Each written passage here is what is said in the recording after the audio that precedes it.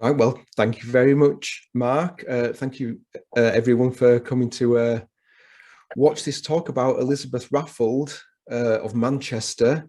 I've been working on and researching about Elizabeth, well, on and off for quite a long time, but over the last few years, it's really focused as I've just written a book about her called Before Mrs. Beeton. And I'm going to tell you a little bit about the things that I've discovered on the way. I know some of you will know a lot about Elizabeth. Some people might have just heard of her name, and some people might not really know who she is. So I've got to try and appease all people here. We'll see if I've done that successfully or not. Before I start talking about her, actually, I just thought I'd talk about my own relationship with Elizabeth and how I discovered her. All the way back in 2008, I decided to write a blog about Jane Grigson's book, English Food. And I thought I would cook every recipe in it. This was just a little project. I thought I'd do it as a blog because I wanted to up the ante a little bit. And I thought, well, somebody might actually read it, so I better try. And the reason I was doing that is I'd started a PhD in not in food and not in history, but I really wanted to get over the fear of that blank screen with a flashing cursor. So I thought it doesn't really matter what I write about, as long as it's something. I just get used to writing. So I thought this sounded good.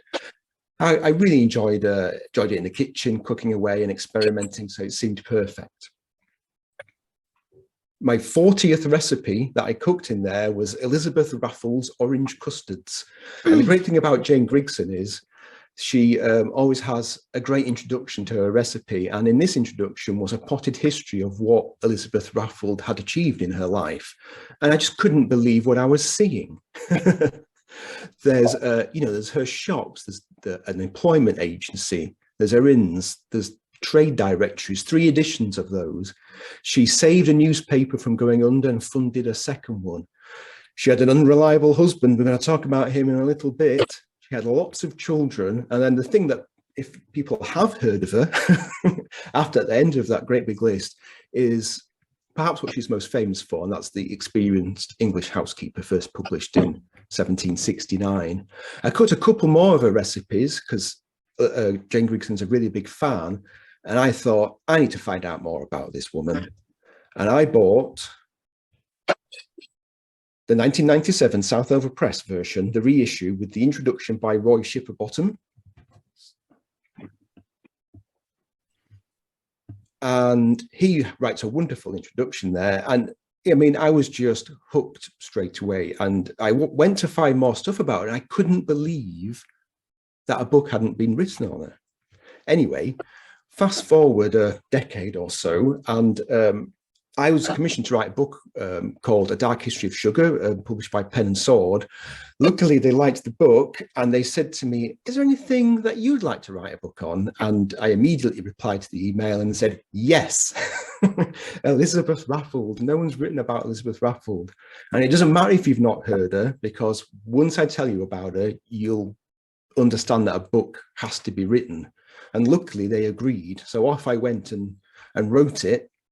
And it just came out maybe 6 weeks ago. And when I was at the symposium last year, I was talking to people about the project, and I was talking to Mark Dawson. He emailed me quite recently to say, our first edition has come up for sale. Would you like to go see? And I thought, well, I'm going to have to remortgage my house if I'm going to buy it. But I thought, well, I'll go have a look. There's no harm in looking. Luckily, it was at an affordable price. There's a few pages missing in it, but, I didn't mind. It's a first edition. And in some kind of serendipitous way, also there was a first edition penguin of Jane Grigson's English Food. So it feels like a very cyclical book experience. So off I trotted with both books, and I was very happy.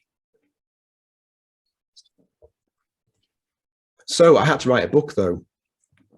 So the first thing to do is to gather one's sources. And I just thought I'd tell you a little bit about the sources that I used when compiling the information to write the book. First of all, well, obviously there's the Experienced English Housekeeper itself.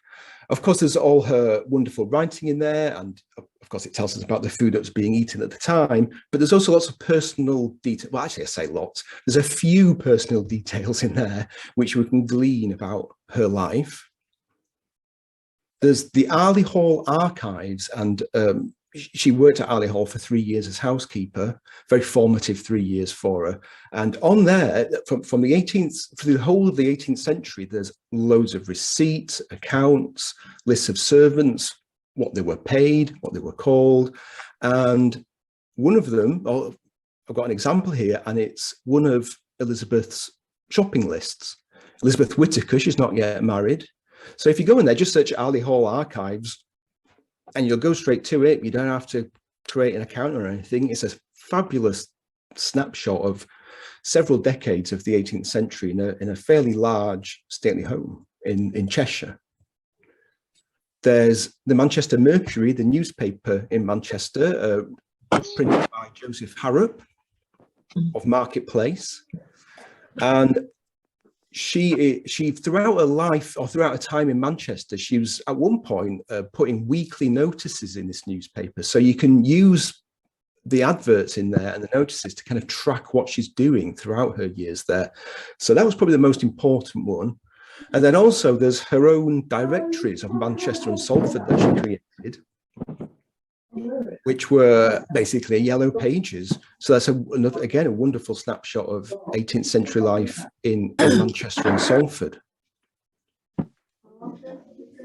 Secondary sources, well, going back to that Southover Press edition, it's that amazing introduction by Roy Shipperbottom. I think it's only something like 6 or 7 pages long, but it's so dense and so much information in there, and his writing is beautiful. So that was very important. And then Charles Foster, who's the historian, or was the sort of resident historian at Arley Hall, he got obsessed with Elizabeth Raffald too, as everybody does who finds out about her. And he created the Arley Hall archives, which I just mentioned there, and he's written several books, and he's also assimilated a lot of the data from those archives and come up with actual usable information, like how pay changed over the decades, how much sugar the house was consuming over the decades. So really, really important stuff there. And also, I was very lucky that he allowed me to view his personal archives. And actually, he and Roy wrote to each other, corresponded for several years in the 1990s. So I got a little peek into what they were thinking and discussing, and some of their theories about Elizabeth that otherwise we wouldn't know. So yes, thank you very much to Charles for that. Also very important is The Guardian. It used to be just the Manchester Guardian. Loads of articles in there through the years. The most important ones are the ones by John Harland in the mid-19th century, the first half of the 19th century. Here's a little example here. He was an obsessive, and we'll be talking about him a little bit, but really useful snapshots. He managed to interview some of her descendants, including some family that actually met her. So some really interesting stories. And some of these people were in their mid-90s when he interviewed them, but like her nephew and things, who she employed at one point. So had he been just a few years late in getting interested, we would never have got some of the stories that we have about her and her husband and her businesses and things. And then lastly, Suze Appleton in the 2010s, she is kind of, I suppose, another obsessive.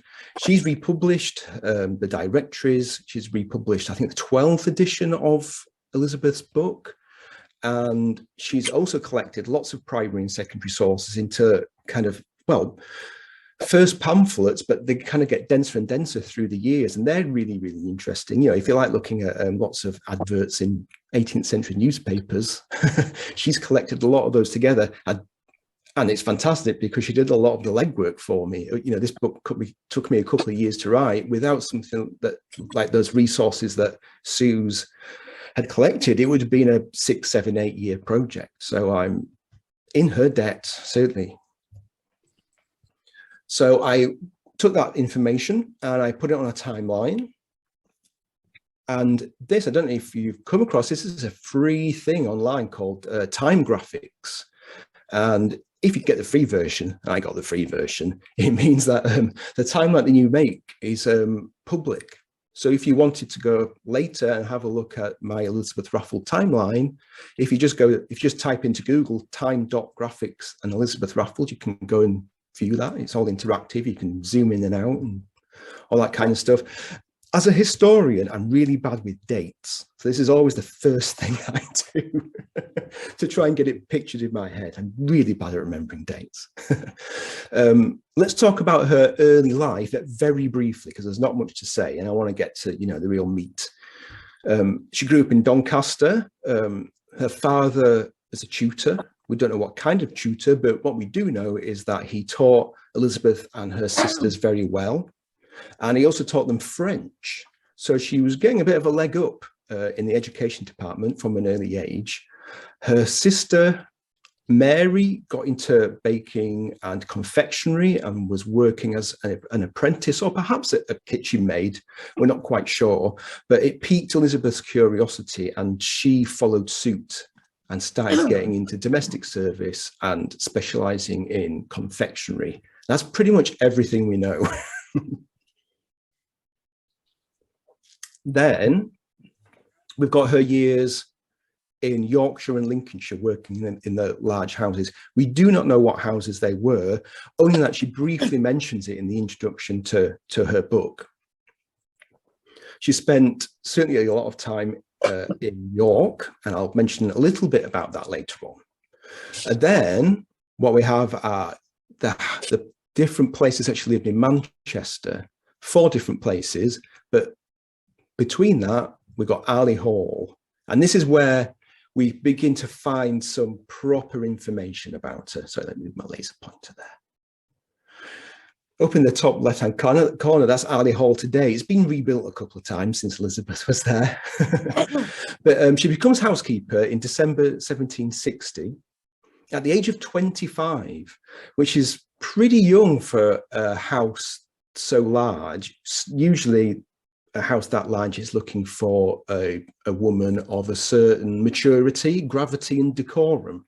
And I am sure she had all of those at the age of 25, because it turns out she ain't no average person, is our Elizabeth. So it's no surprise, knowing what she'd gone on to achieve, that she managed to get a job at such a young age. Her salary was £16 a year. It was a raise from the previous housekeeper, who was getting £12 a year. And I'll just quickly talk about the roles of the housekeeper, really, whilst we've got the opportunity, because we talk about housekeepers, but we don't necessarily think about what they might actually be doing on a day-to-day basis. Number 1 is management of all the female staff. So all the staff in the kitchen, but also the maids in the house doing the cleaning and all those other things, except for the ladies in waiting.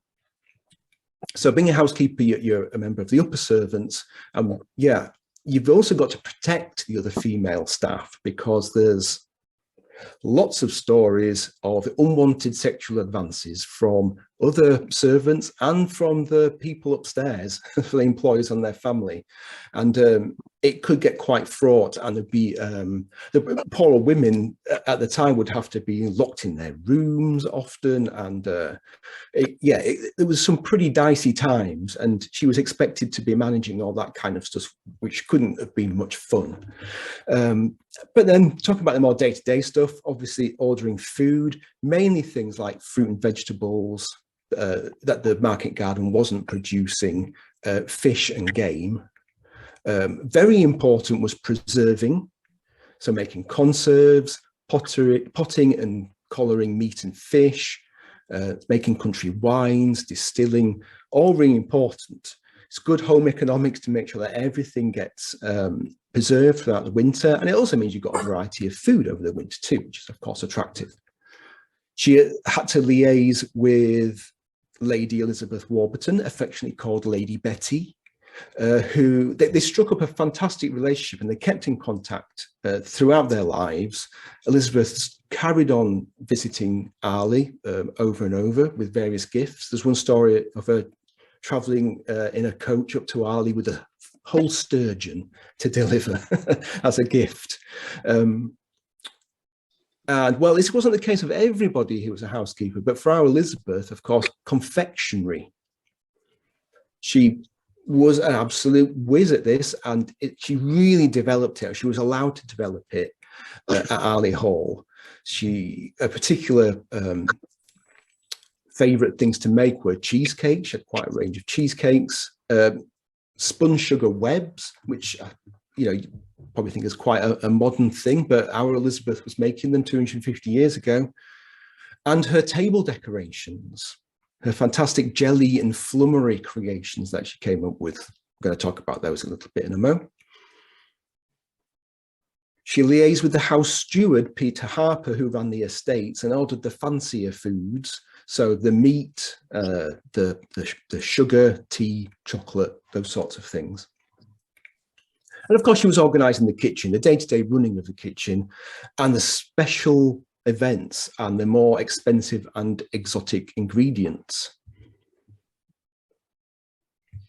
Oops, and I forgot to mention, she was, of course, liaising with the head gardener, John Raffald, who was growing a lot of these exotic ingredients. At the bottom left there's Ali Hall's gardens as they are today. It's not, there's no food grown in there, but it's where it was grown. And these walls have cavities in them where charcoal was burned, so that the walls would be hot, and you could grow various fruits out of season. At the back of her book, she has a section on seasonality, all the things that are in season throughout the different months, and it gives you a little glimpse as to what kind of things are being forced, to grow out of season. Here's April, so if you look back to March, we've got 4 strawberries being grown, for example. In April, cherries and apricots are being grown. And if you come over to the other page, which I've taken from the autumn, I mean, there's such an amazing range of stuff anyway. But if you go down the list of fruit here, we've got melons and pineapples, and John Raffald was certainly growing those kind of things, and pawpaws, mangoes as well, at great expense and great effort. And she took all that and she made them, so, well, this is the best example of a meal that she put together, the directions for a grand table, which is also at the back of the book. It comes out in a kind of fold out section. This is a second course. She does 3 courses. Each course has 25 dishes, because this is French service. And yeah, none are repeated. So 3 courses, 25 dishes per course, 75 unique dishes. I mean, unbelievable stuff. And there's an example here of some of her wonderful writing from observations on making decorations for the table. And she talks about silver webs or spun sugar webs. And she says, always take particular care that your fire is clear, and a pan of water upon the fire to keep heat from your face and stomach, for fear the heat should make you faint. It's pretty dangerous stuff. These women who were working hard in these very hot kitchens were really having to lean in to the heat, into the flames, to get these tasks done. And yeah, there's a little bit of 18th century health and safety there, but it's very important. If you fainted, you could fall forward and set yourself on fire. It was really serious stuff that was going in there. So, we talk about all this amazing food and how romantic it is, but the people in the kitchen, I don't think they were seeing much romance.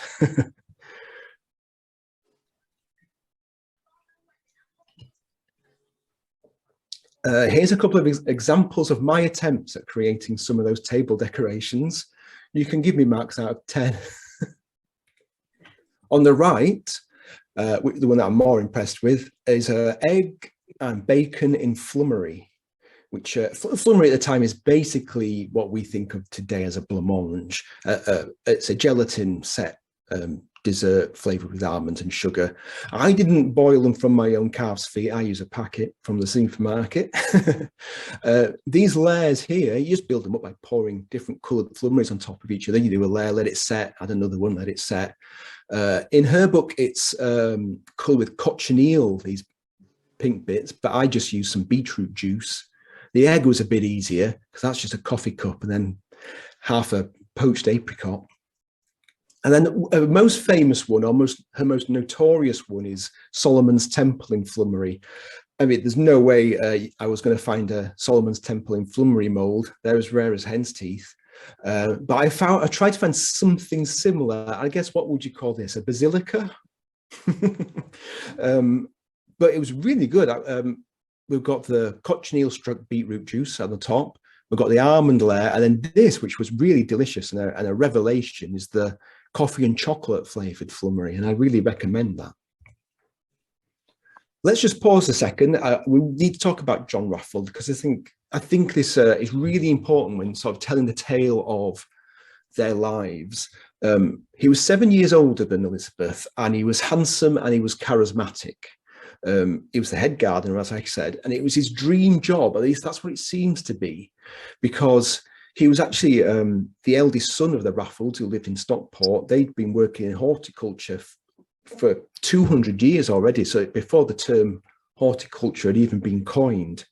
And he gave up his inheritance as the eldest son to pass it down to the next brother, James, and he went off to work in stately homes. There was the fantastic market gardens, but there's also the landscaping as well, which was just taking off at the time. Really interesting stuff. We think he might have got Elizabeth the housekeeper role. We know that he was visiting York a lot, and we know that Elizabeth was visiting York a lot. So we wonder, I say we, this is Roy Shipperbottom's theory, that perhaps they met there and he put a good word in for her when the previous housekeeper left. They marry, they fall in love and they marry. So they're only there for 3 years, and they leave for Manchester, and Elizabeth goes on to build her empire. But what I've really got to wonder, and what nobody seems to talk about, is what conversation was going on there. If you think about it from John's point of view, he's given up his own inheritance to go work at Arley Hall for 3 years, and then somehow is, I suspect, talked into moving to Manchester by Elizabeth. Who should he be working with when he goes back to Manchester? But his own brother that he gave up his inheritance to, whilst Elizabeth sets up her businesses. What conversation was going on there that convinced him to do it? I mean, it's a mystery. If anybody's got any ideas, I'd love to know, any theories. But anyway, she moves to Fennel Street in Manchester. It still exists, the street, but none of the buildings do. And what I've got here actually is from the Arley Hall archives, and this is Elizabeth's last ever shopping list, and it's signed the day that she moved from Manchester, and a signature at the bottom. Now it's not E, it's now E Raffald, because now she's got married. Married people couldn't really stay in domestic service, so, but I mean, it's all part of the big plan. Off they went on their merry way. I'm not going to talk about Fennel Street too much. That's an image, a contemporary image, late 18th century, of Fennel Street. So who knows, one of these buildings might be one that she actually was living in when she was there. But yeah, I'm not going to say much, except to say that she set up 3 sort of arms to a business, which became very successful. This is the first advert that she places in the Manchester Mercury here, advertising those 3 businesses. She's got her register office, so basically an employment agency for servants. Servants who want to be on the books pay a shilling. People who want to have access to those books pay a shilling. And she earned quite a good amount of money there. These are tricks that she kind of picked up from other people. This particular one from Seth Ager, who had quite an upmarket grocery shop in York, who she definitely worked with at one point. She had a food shop selling brawn, pies, Newcastle salmon, which is a kind of cured and sort of potted salmon. Very successful. And the third thing was, I guess it's an extension to the shop. She was supplying families with made dishes, cold suppers, essentially filling in the gaps that maybe their servants couldn't do in these kind of smaller townhouses that maybe couldn't do grand dinners. So she helped just kind of fill in the gaps. And she did very well. And after 3 years, they found out that outgrown these premises, so then move on to Marketplace. And this is the really important one. This is where she's the most creative that she's going to be in the sort of 6 years that she lived there. Here's a 1816 map of Manchester. And here's Marketplace. And there, approximately, is where she lived. I've pieced this together from descriptions. I know that she wasn't quite at the Market Square, but I do know that she was near to Deansgate and that she's opposite the Shambles. And this was great for her. It was absolutely perfect place. That's why I reckon if you go to Manchester now, this is the canker that is the Arndale Centre. And this is Selfridges, I think. Just to put it in perspective, if you're familiar with Manchester City Centre.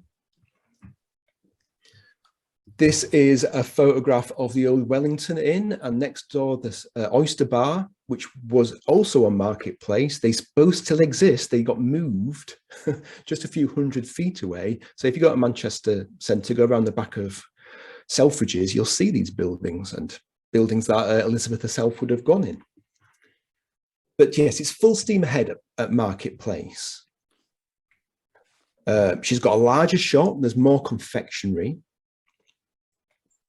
As I said, she's closer to the Market Square, closer to Upmarket, Deansgate, King Street, where there was a lot of doctors' surgeries and practices, and St Anne's Square, and those three areas are still pretty well to do in Manchester.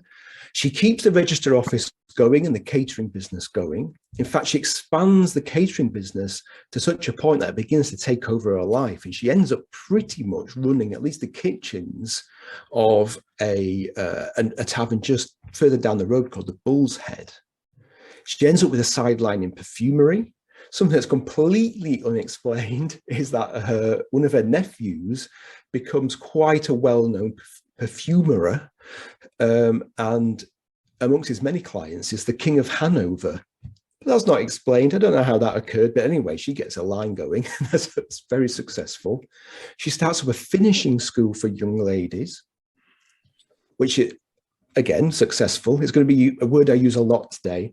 So successful, in fact, that Mrs. Blomley started up, her competitor started one up, and she lived at the other side of Marketplace, and they did not like each other, apparently, and there was lots of steely looks, and they would steal each other's dance masters and kind of pay them off with bigger salaries to try and get them teaching their girls. It sounds like a potential sitcom. But importantly for us, our food, 1769, the first edition of the Experienced English Housekeeper is published. She somehow managed to create that. Here's the first advert in the Manchester Mercury telling people about it. I'm going to talk about that in a little bit more detail for now, but for now I'm just going to go down my little list. 2 years later, she releases a second edition. She doesn't mess about. Then the year later, she does the first edition of the Manchester and Salford Directory. At the time, just for some perspective, there's about 20,000 people living in those two towns at the minute, and she manages to do an A to Z of all the businesses. And then not just that, but also the landowners that live in the sort of semi-rural urban ring around Manchester, as well as other information about, ferries from to Liverpool and stagecoaches to London. It's all in there. And she did all this whilst constantly either pregnant, recovering from pregnancy, or nursing. Because what she was also doing was fulfilling her role as a wife, at least what it was regarded in the 18th century, and that's to be a mother and have children. So yeah, let's just talk a little bit about the Experienced English Housekeeper. She completed 7 editions in her lifetime. She raised the funds for the first edition by a subscription method, which is basically crowdfunding. In the big long advert, which I had up earlier, I couldn't fit it all in one slide, but you can see that she's selling it by subscription. So you sign up for it for 5 shillings, which is cheaper than if you buy it the full price after publication, which is 6 shillings. And she had all sorts of samples in shops all around the north and in London too, where there was samples of recipes. She seemed very sure of the quality, and she just knew that people would see them, they'd like it, and they'd order the book, and they did. It was a popular way of of funding a book. And quite often you open one and there'd be a list of subscribers at the front or the back. But there were so many subscribers to her book that she couldn't mention them all, so she didn't put any in. She admits in the book that it was deleterious to her health. It was such an effort, and of course it was, with all the other stuff that she's doing. Very important to her, it was patronized by Lady Betty. First of all, because it's a good name to have at the beginning of your book, but also I think it was very important to her because while she was working at Alley Hall and she developed all that amazing food and those amazing table decorations. I mean, it's her intellectual property, if you like, but it was all being funded by the Warburtons, and it wouldn't have happened without them. So she was very grateful. I think that was very important to her. And there's three main sections to the book in general. There's the savory food, so roasts, pies, puddings, and some of the materials that you might use to make those, like gravy browning. The second section, which I guess is probably the key section for her popularity, and that's her confectionery, sweets, table decorations. And then the least glamorous, but in reality probably the most important, is the preserving section, where you can make sure if you've got too much food, there's too much roast meat left over, you can turn that into extra meals, you can preserve it, you can pot it, you can make use of cheap fruit and vegetables from the market that are looking a bit sad, and you can preserve them or make them into jams or whatever.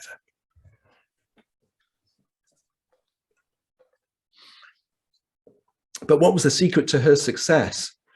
Well, first of all, it's her self-confidence and the quality of the recipes. I think it really came across in that advert that I showed. She's just so sure, but not in a cocky way. I think she uses weights and measures. She's more precise than the writers before her. Books in the centuries preceding are written for cooks who already kind of know what they're doing and really just need a reminder of what to do. Whereas here in the second half of the 18th century, we've got a situation where there's people in kitchens, or maybe housewives running kitchens for the first time and actually not knowing what they're doing. So there has to be a lot more detail in there. And she uses excellent cues in her methods, again, in ways that other writers didn't do. For example, she doesn't just say when frying fish, oh, fry it until it's enough and serve it forth, which is usually all you get from other books. She actually says, no, this is how to tell when the fish is ready. Take the sharp point of a knife, and if you can move the flesh away from the bone, that means it's ready, and then you can serve it. And these things were, as they would say these days, a game changer. The voice that she uses is really important. She's not condescending to anyone. She's a domestic servant talking to other domestic servants and giving them instruction. But she's also aware that housewives, ladies of the house, employers are going to be reading this book. But she doesn't write in a subordinate way to them. She writes in a very confident, self-assured way, saying, you can trust me to help you get this stuff done. I can help you run your kitchens and for you to express yourself in your dining room for your diners. There's also the full gamut of ingredients and recipes.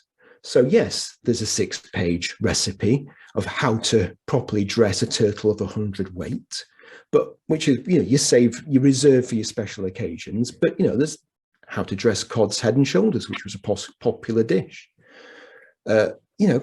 These well-to-do people are eating stewed goose giblets, things that most people today, would turn their noses up to, but people knew this was good home economics. So really her message was to say, you need to eat well, but you need to eat wisely. And seasonality is important. Using the whole animal is important.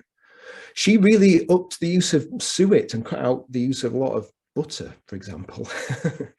And she was anti-cullis. Cullis was what we call now is demi-glace, when you kind of boil down whole legs of ham and veal and beef till you get a glaze that you can almost paint, and you can use that to thicken sausage. She thought that was just wasteful. She came up with other ways of being able to kind of put that sort of savor, that umami, I suppose what we'd say now, into your savory food.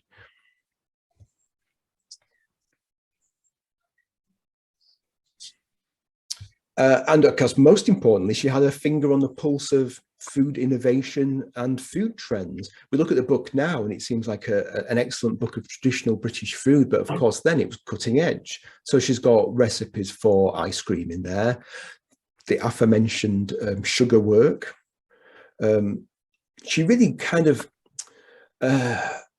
realized what the feeling of the nation was. You know, it was the good old plain cooking of England versus this fancy over the top French cookery. And she was saying, she was choosing English over French, but what she was also saying is, but hang on, let's not throw the baby out with the bathwater here. There are some things that we can use, that we can learn from the French, which will actually make things better. And it meant that both sides, the French versus English side, both could be appeased to some degree, because there was something for everyone on the table. It didn't have to be a battle anymore. And she's got her French bread on there, for example. And there's all her firsts in there, which really shows how she had a finger on the pulse. I'm not saying that she necessarily invented all of these things. It's impossible to tell, but her book is the first book to have a macaroni cheese in it. We think of it as an American dish, but it crops up in her book first. There's all the desserts that were firsts. I mean, a cribbage card in flummery. I mean, who on earth can be bothered to make that? I'd love to know if anybody's made that. Sweet patties, the original Eccles cake, for example, an early adopter of this. Turns out this is a second recipe, but it was a very popular thing that she made. And there's a story that goes, one of the women that worked with her in the shop left and started just selling sweet patties and called them Eccles cakes, and made an absolute killing. It's probably nonsense, but if it is true, it's a rare example of our Elizabeth missing a trick.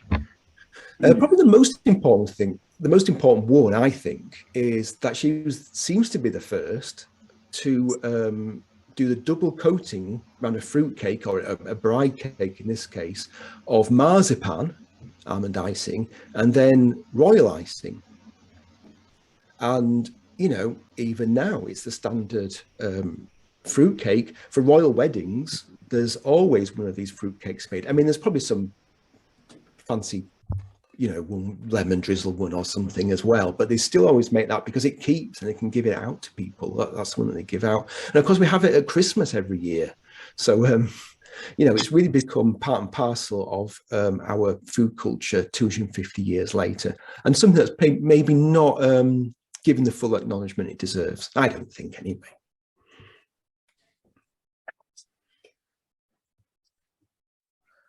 Then a weird, complete change happens in our story. She starts to hand over the other businesses. So here is a notice placed not by Elizabeth, but by H. Cooper, Widow Cooper, as she's called in her directory. She takes over the register office. There's another advert saying that Elizabeth is selling all the food in her shop and a lot of the equipment. And it turns out that what they've done is they've basically put all their eggs in one basket and moved to the King's Head, just over the river in Salford. It's literally a 5-minute walk away. And it's, well, as it says in this advert, from the newspaper, it's the old, accustomed and commodious inn known by the sign of the King's Head in Salford, Manchester. And they had decked it out with new furniture. It was not just a tavern, but it was also a hotel, and it had extensive stables. And they intended, and they did, entertain the nobility, gentry, merchants and tradesmen who visited Manchester. So really, they moved in here and they were at the very pinnacle, of society in Manchester at this point. They held lots of clubs and society meetings. This was a great age of the big society, male societies. The most famous one, I suppose, being the Beefsteak Club. It was just basically excuses for upper class men to get very drunk, is what it was. Kind of dressed up with a thin veil of a reason for doing it.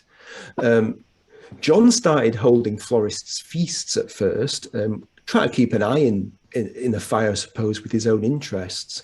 And from now on, it's John Raffald's name that's used in all the adverts, not Elizabeth's.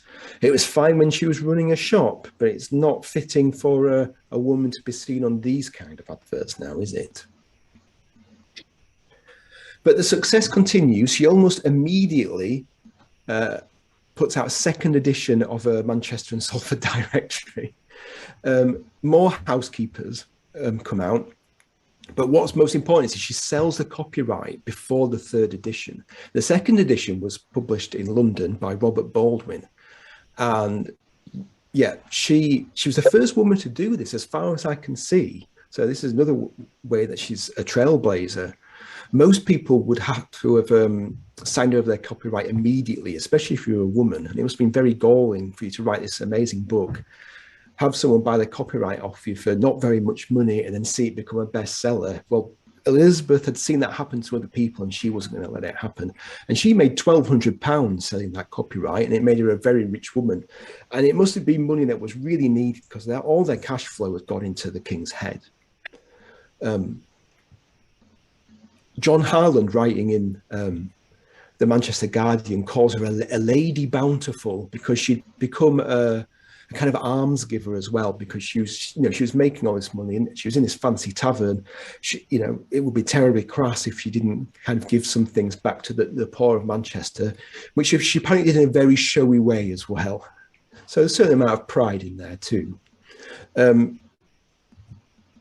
At one point, kind of midway through their stint at the King's Head, John Raffald and a guy called John Swain, who used to run the Liverpool Stagecoach, they decided to utilise the stables more and set up a mourning coach and hearse business. And it went horribly wrong, and it must have cost a lot of money. And this is kind of where our story begins to take a downturn.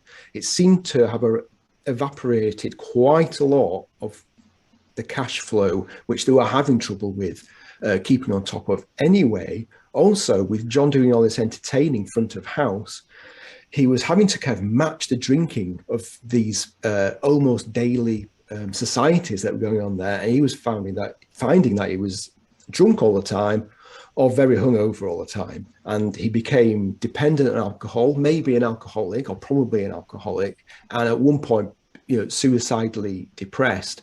But his job wasn't just that. It was to be front of house and to make sure that everything was running smoothly. There was some major thefts, for example. And Elizabeth, who was managing to kind of keep back of house and out of the way, was having to do everything. She was spreading herself too thinly, and it just unraveled. And before you know it, there's a notice in the Manchester Mercury that they've gone bankrupt. So all that she's achieved, all those things that she's done, that copyright, that record-breaking copyright, is just the money that she got from it, all gone, all gone. Her sister moves up to Manchester, takes the register office back, and then opens a shop selling pretty much all the stuff that Elizabeth was selling. I think this is Elizabeth trying to get her sister to help, try and claw some money back. These are business models, to say it in a kind of modern parlance, that she knows works, and maybe she could claw some stuff back, but unfortunately it didn't. What happens instead is they move into the Exchange Coffee House at kind of the dodgy end of the shambles of Exchange Square. And yeah, I mean, I suppose they could, if they really tried, they could have made this business work. Coffee houses were still around, but they were certainly past their peak in popularity by this time. And apparently it was fairly shady. There was some people doing some pretty dodgy deals. From what I've read, people think perhaps there was also sex workers there trying to sell their wares too. And it wasn't just a coffee house. In the evening, it was also a boozer. He was selling a lot of alcohol. He's still drinking a lot of alcohol, and according to Roy Shipperbottom, he's a spendthrift too. So it was all going horribly wrong. Elizabeth has nothing to do with it except for making some soups. She's kind of getting on with it and trying to make her own successes. She does a third edition of the directory. She starts a a stall at the ladies' stand at Kersal Moor, the horse racing, selling strawberries and cream and tea, coffee and chocolate. So she's very much dropped, her position in society. It must have been terribly embarrassing and galling, but she's a proud woman, and I think she just kind of soldiered on. And I think perhaps things were turning around a little bit. She got the 7th edition of her book out. It was still very popular. She must have still been earning some kind of royalties because she worked on every edition of that book while she was alive.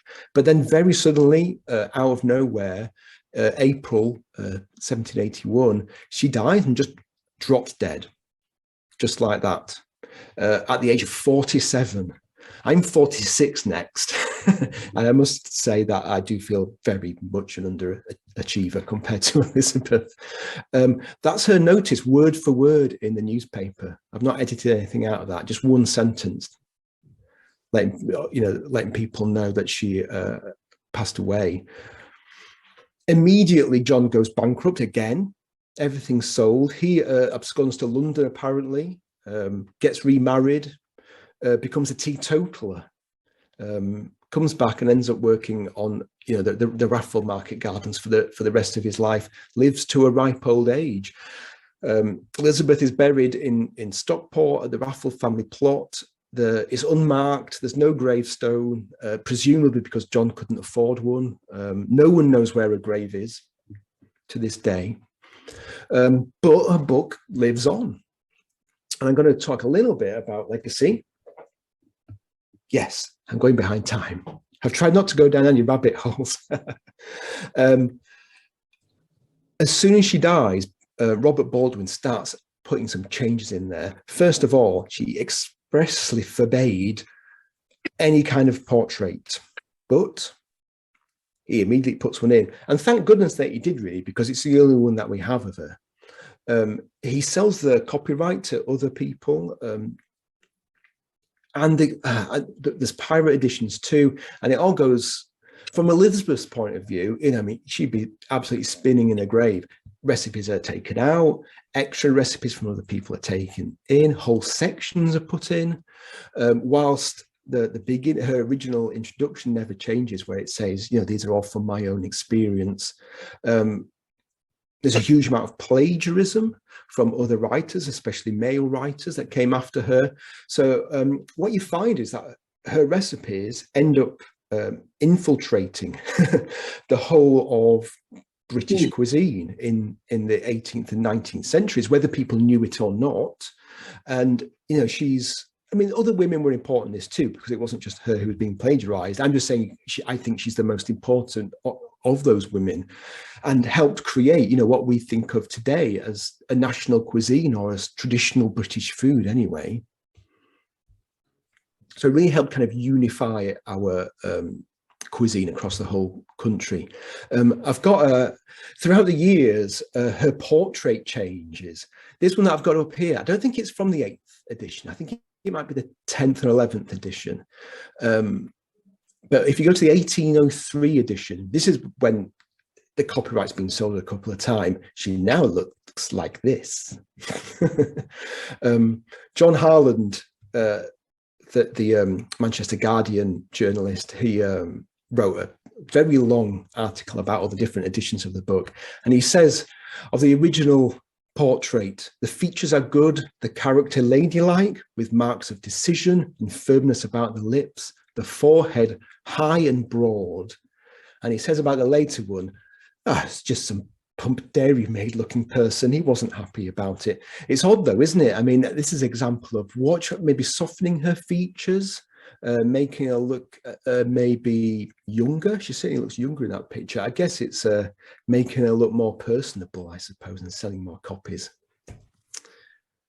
So she slowly disappears. It occurred to me actually that maybe disappears is the wrong word. Maybe her influence anyway dissolves into culture. I really believe that Elizabeth is ubiquitous in our food culture today.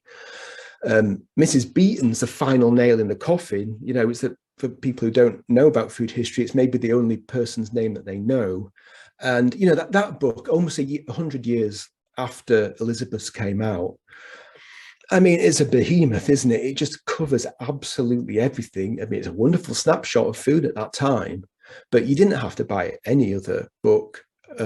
So all of a sudden, people like Elizabeth, you know, Hannah Glass, Eliza Acton, people didn't need a collection of books anymore. They just needed one. And of course, the irony is, of course, is that contained in Beaton's book are the recipes from those women. So yeah, a kind of sad irony about the contents of the book and the book, you know, and the effect of the book, I suppose. But of course, there are fans out there. We've talked about Roy Shipperbottom, but you know, there's chefs. There's the Manchester chef Rob Robin Brown. He's made some Elizabeth Raffald style meals in the past. Jennifer McClagan, the Canadian chef, she's a really big Elizabeth Raffald aficionado, and she has a fantastic recipe for her calf's foot jelly as well, which she makes out of blood oranges. Fergus Henderson, the nose to tail chef. I mean, I have looked, he's not mentioned her name outright, but there's lots of very similar recipes in his cookbooks and her cookbook. The Guardian, of course, has always published on and off stuff about her, right from the 19th and the 20th century. And here's an example from 1981. Christopher Driver and John Arlott, you know, they were really gushing about Elizabeth, and they just couldn't understand how she was so unknown and why there wasn't a restaurant in Manchester called Elizabeth Raffald. She should be absolutely revered, you know. Roy Shipperbottom was key in getting, and some of Elizabeth's descendants too, they worked together to get a blue plaque put up about Elizabeth. In fact, they got two. One on the side, it's now on the side of Selfridges with a lot of graffiti on it, I noticed recently. And there's also another one in Stockport as well. Ivan Day's done some great work. There's a couple of papers that I read of his that were really useful in doing the research. But there's also that he also recreated the table, the directions for a grand table. You know, some or maybe all. Maybe he could tell us. I think he's listening. Managed to recreate that, and he's written some amazing pieces on it on his blog as well, which were really useful to me, especially because there's actual photographic evidence of an actual Solomon's temple in Flummery. So excellent work there. And Suze Appleton, you know, apart from becoming an obsessive, she almost got a statue of Elizabeth up in Manchester. She managed, she talked to people into the council who wanted to get a statue of a woman who was important to the history of Manchester funded.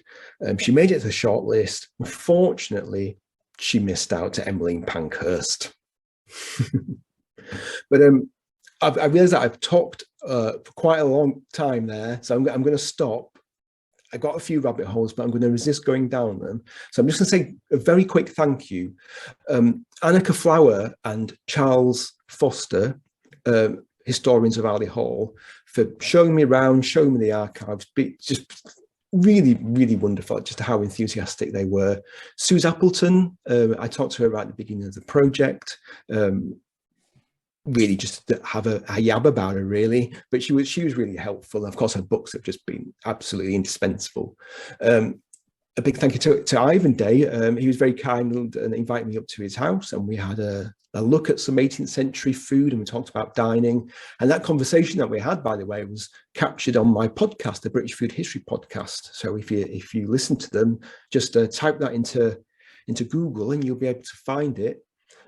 Alessandra Pino also worked with me to produce some material for the podcasts about her. So again, if you want to know more about Elizabeth, you can find it out there. Sam Bilton, Mary Ann Berman's also worked with me a little bit on the book, talking about her legacy and how she's relevant today. And the staff at Manchester Central Library, who were just great and so patient with me whenever I failed to be able to use the microfilm thing, because I broke it, or thought I broke it several times. And thank you, of course, to everyone for listening. If you want to know more about Elizabeth, there's my blog, britishfoodhistory.com. I've written about her on and off throughout the whole time I've been doing it, the 10 years I've been doing it. And of course, there's the book too, Before Mrs. Beaton, that's published by Pen and Sword. And after we've finished talking, after questions, if something comes to you later that you want to ask me about, or some information you might have about Elizabeth, I'm always grateful to receive things like that. That's my email there, neil@britishfoodhistory.com. And I'm going to shut up now.